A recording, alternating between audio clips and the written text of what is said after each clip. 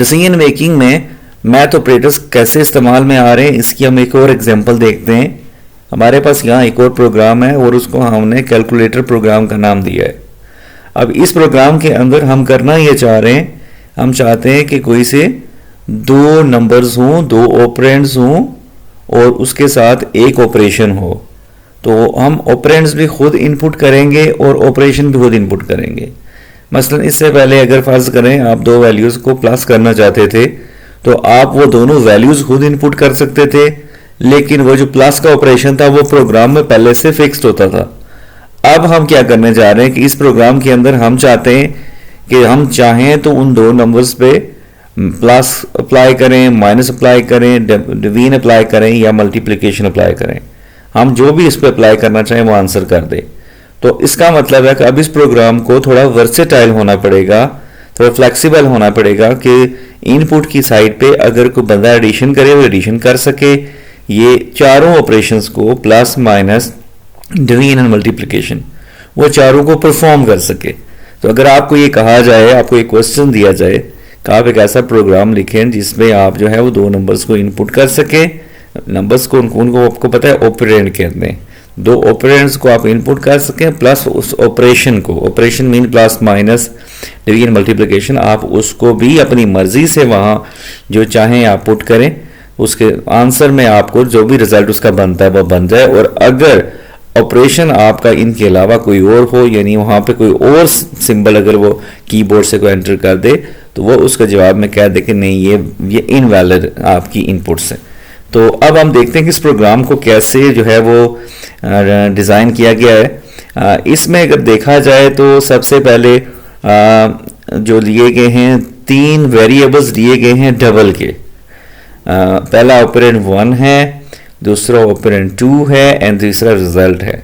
तो जाहिर सी बात है, मुमकिन है कि आप डिवीजन अप्लाई कर दें और डिवीजन में अक्सर रिजल्ट्स जो होते हैं वो आपके आ जाते हैं, पॉइंट्स में आ जाते हैं। तो लिहाजा आप चाहें तो शुरू में रिजल्ट मतलब आप इनपुट्स ही पॉइंट्स में दें। तो अगर आप चाहते हैं कि आपका जो भी प्रोग्राम हो वो ज़्यादा वर्सेटाइल हो तो उसके लिए बेहतर यह है कि आप डबल इनपुट्स ले लें, आप वेरिएबल डेटा टाइप ले लें। तो यहाँ डेटा टाइप जो है वो डबल है, उसके नाम ये आपका पहला वो नंबर होगा, ऑपरेंड 1 है, ऑपरेंड 2 को भी आपने नाम दे दिया है और आपने जो फाइनल रिजल्ट निकलेगा वो भी क्योंकि कोई डबल ही होगा।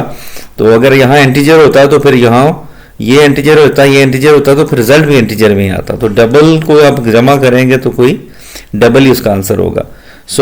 ये आपने तीन वेरिएबल्स ले लिए डबल के और अब आपने जो ऑपरेशन परफॉर्म करना है वो याद रखें वो जस्ट कीबोर्ड से एक करैक्टर की है। तो लिहाजा वो करैक्टर की जो है वो करैक्टर के डाटा टाइप में फॉल करेगी। तो लिहाजा वो जो ऑपरेशन है प्लस माइनस का उसको आपने नाम ऑपरेशन दे दिया है, नाम आप कोई भी दे सकते हैं। अब उसके बाद क्या करना है, कुछ चीज़ें हमने स्क्रीन पे शो करवानी है। स्क्रीन पे सबसे पहले ये शो करवाया जा रहा है कि ये एक कैलकुलेटर प्रोग्राम है, तो हमने सी आउट करवा दिया है कैलकुलेटर प्रोग्राम को। उसके बाद हमने क्या किया है कि दूसरी लाइन हमने सी आउट करवाई है, enter the desired expression like 12.6 plus 4.32। तो हमें कहा गया कि आप अपना जो डिजायर्ड एक्सप्रेशन है, जो भी आप यहाँ पे पुट करना चाहते हैं फॉर्मूला, जो भी नंबर्स एक्सप्रेशन पुट करना चाहते हैं वो आप पुट करें। तो आप देखें उन्होंने साथ में बता भी दिया कि किस तरह से पुट करना है। इस तरह से आपने कोई भी एक नंबर लेना है, कोई भी आप नंबर ले लें पॉइंट्स में। उसके बाद आपने क्या करना है कि प्लस माइनस मल्टीप्लाई जो भी आप डालना चाहें आप डालें, जो भी ऑपरेशन आप डालना चाहें। उसके बाद आपने दूसरा नंबर डालना है इस तरह से और एंटर करेंगे तो आपको आंसर दे देगा। तो ये इसके बाद ज़रा सी इन का टाइम आ जाता है, तो आपने सी इन करवाना है किसको, ऑपरेंड 1 को भी, उसके बाद पहले नंबर को भी, फिर उसके बाद दूसरे नंबर को भी, दूसरे के दरमियान में आपने क्या करवाना है, ऑपरेशन करवाना है और ऑपरेशन के बाद तीसरे नंबर को। तो अब जब आप इनपुट करेंगे तो आप एक वक्त में 3 इनपुट्स करेंगे, यानी पहला नंबर ऑपरेंड 1, फिर उसके बाद ऑपरेशन, यहाँ पे एग्जाम्पल में प्लस है, और उसके बाद ऑपरेंड 2, ये आप एंटर करेंगे।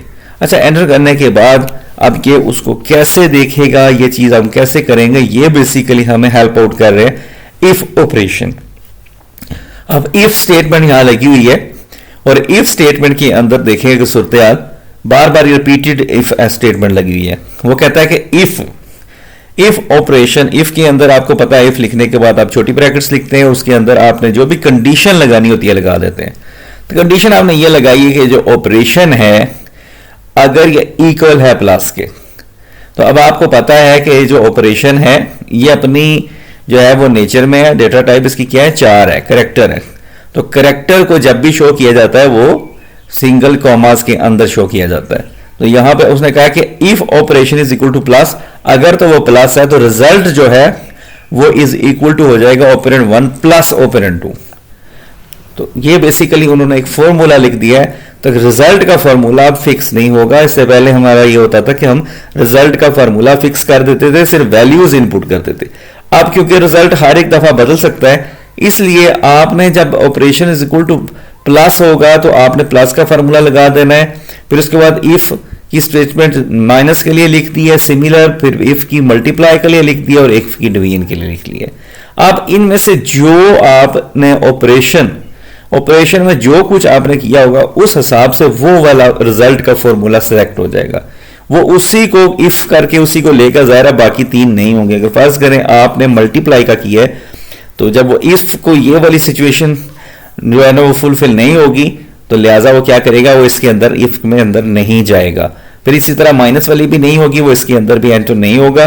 फिर जब ये वाली कंडीशन जो है ना उसकी फुलफिल हो जाएगी मल्टीप्लाई की, तो वो इसके अंदर जाएगा और ये वाला फॉर्मूला ले लेगा। और इसके बाद अगेन अगर इसको अगर आप देखें इक्वल टू ये दिस, तो ये वाला भी क्या करें, क्योंकि मैच नहीं करेगा तो लिहाजा इसमें भी वो नहीं एंटर होगा। अच्छा, इसके बाद हमने क्या किया कि हम चाहते हैं कि अगर ये जो 4 ऑपरेशंस हैं, अगर इन चारों ऑपरेशन में से कोई भी ऑपरेशन नहीं है, कोई भी ऑपरेशन ना हो, तो उस सूरत में क्या हो, आपका आंसर जब इनवैलिड ऑपरेटर के तौर पर आ जाए। तो अगर हम देखें तो यहाँ पे ऑपरेशन जो है वो आप कह रहे हैं कि नॉट इक्वल टू प्लस, तो ये आंसर 1 होना चाहिए अगर वो वाली सिचुएशन है। अगर इन 4 में से कोई भी पुट नहीं किया तो ज़रा प्लस नहीं होगा, तो ये वाला 1 ट्रू हो जाएगा, प्लस माइनस भी नहीं होगा, ये वाला भी 1 ट्रू हो जाएगा, क्योंकि ट्रू इसलिए कि नॉट इक्वल टू होगा। इसी तरह मल्टीप्लाई भी नहीं होगा तो ट्रू हो जाएगा, और इसी तरह ये वाला भी डिवीजन भी नहीं होगा तो ट्रू हो जाएगा। तो जब चारों ट्रू हो जाएंगे तो उस सूरत में एंड ऑपरेशन का आंसर 1 हो जाएगा। मीन ये वाला ऑपरेशन फार्मूला कहेगा कि यस कंडीशंस फुलफिल हो रही है, लिहाजा आप इसके अंदर एंटर हो जाएं और इनवैलिड ऑपरेटर वहां पुट कर दें। और अगर इनमें से फर्ज करें एक भी मौजूद है, फर्ज करें प्लस मौजूद है, अगर प्लस मौजूद है तो ये वाला आंसर इक्वल टू प्लस जो है वो नॉट ट्रू वाला रॉन्ग हो जाएगा, और एक भी 0 होने से एंड ऑपरेशन जो है वो आपको आंसर 0 देगा, नेगेटिव देगा, लिहाजा आप इसके अंदर एंटर नहीं हो सकेंगे। लिहाजा एल्स में चले जाएंगे, अगर इफ स्किप होगा तो एल्स में जाएंगे और एल्स वाला आपको रिजल्ट दिखा देगा। तो हम इसको जो है इस प्रोग्राम को चलते हैं और चेक करते हैं कि डेव पे वो कैसे काम कर रहे हैं। अब डेव के अंदर हमने इसी प्रोग्राम को यहाँ पे जो है वो टाइप किया है और हमने इसको यहाँ पे सेव भी कर लिया है .cpp फाइल के तौर पर। हमने इसको नाम भी एक दे दिया अपनी तरफ से। तो यहाँ पे अगर हम देखें तो हमने प्रोग्राम की वही शुरू के स्टार्ट लेने के बाद हम जब इसके बाकायदा इसकी मेन बॉडी में आए तो कैलकुलेटर प्रोग्राम जो है वो यहाँ पे कमेंट में लिखा हुआ है। तो उसी तरह से हमने डबल ऑपरेशन जो है वो आप देख सकते हैं कि डबल में ये ज़माने वेरिएबल्स लिए हैं, इस करेक्टर का ये वेरिएबल है और उसी तरह से पूरे का पूरा प्रोग्राम यहाँ लिखा हुआ है। अब हम इसको देखते हैं कि ये किस तरह से हमें आउटपुट दिखाता है। तो ये हमें जो ब्लू में नज़र आ रहा है ये हमारी आउटपुट्स में आना चाहिए। ये पहली लाइन ये आनी चाहिए कैलकुलेटर प्रोग्राम, फिर दूसरी लाइन में पूछना चाहिए उसे एक्सप्रेशन पुट करें, फिर हम एक्सप्रेशन पुट करके चेक करेंगे और फिर उसके बाद अगर हमारा एक्सप्रेशन जो है ऑपरेशन जो है वो इन चारों में से कोई एक होता है तो फिर हमारे आंसर प्रॉपर मिलना चाहिए, और अगर इनमें से नहीं होता तो फिर हमें लिखा होना चाहिए इनवैलिड ऑपरेटर। लेट्स सी, हम पहले देखते हैं इसमें कोई एरर तो नहीं है। तो प्रोग्राम में कोई एरर नहीं है जी, ये बिल्कुल ही सही लिखा गया है, ये आप देख सकते हैं कि एरर इसमें नहीं है। अब हम देखते हैं इसकी आउटपुट। देखें जी लिखा हुआ आ रहा है कि कैलकुलेटर प्रोग्राम और उसके बाद एंटर द डिजायर एक्सप्रेशन आप यहाँ एंटर करें। ओके, डिजायर एक्सप्रेशन हम यहाँ से पुट करते हैं जी, कोई भी वैल्यू ले लेते हैं। हम ले लेते हैं जैसे कि 25.85 स्पेस क्या करें, हम इसको मल्टीप्लाई करवाते हैं। मल्टीप्लाई 5.87, तो ये हमने दो ऑपरेंड्स भी ले लिए और बीच में ऑपरेशन भी है। तो अब मैं एंटर प्रेस करने जा रहा हूँ, देखते हैं क्या होता है। तो बिल्कुल जी आप देख सकते हैं कि रिजल्ट इज इक्वल टू 151.74। ये इन दोनों की मल्टीप्लिकेशन का आंसर हमारे पास आ चुका है क्योंकि हमने ऑपरेशन ठीक परफॉर्म किया था।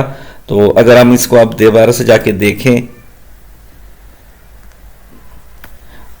तो आप देख सकते हैं कि हमारा रिजल्ट जो है वो बेहतरीन आया है, 151.74 है। और इसी तरह अगर आप इसमें कोई तब्दीली करना चाहें, आप कहें कि मैं कोई और देखना चाहता हूँ, तो हम इसको दोबारा से कर लेते हैं। इस दफ़ा हम जो है वो डिवीजन करवा लेते हैं। फर्ज करें आप लिखें 888 डिवाइडेड बाय आप कहते हैं 8, तो 111 आपका आंसर आ गया है। इस तरह से ये पूरा एक कैलकुलेटर प्रोग्राम बन गया। इनमें 4 ऑपरेशंस आप कब भी चाहें कर सकते हैं। हम ऐसा करते हैं कि यहाँ पे आप कोई ऐसा करेक्ट लगाते हैं ऑपरेशंस जो इनवैलिड हो। तो फर्ज करें आप लिखते हैं 25 और यहाँ पे आप परसेंटेज लिख देते हैं और उसके साथ आप लिख देते हैं 42। जब आप इसको एंटर करेंगे तो ज़ाहिर है इसमें जो ऑपरेशन है वो आपका वैलिड ऑपरेशन नहीं आप परफॉर्म कर रहे हैं 4 में से, तो जवाब क्या आ रहा है? Invalid operator. क्या आपका जो ऑपरेटर है वो इनवैलिड है। तो इस तरह से आप कोई भी कैलकुलेटर बना सकते हैं। आपने इसको बनाना है और इसमें आपने ट्राई करना है डेल C++ में। अगर आपका कोई क्वेश्चन है तो आप कमेंट्स में मुझे मैसेज कर सकते हैं।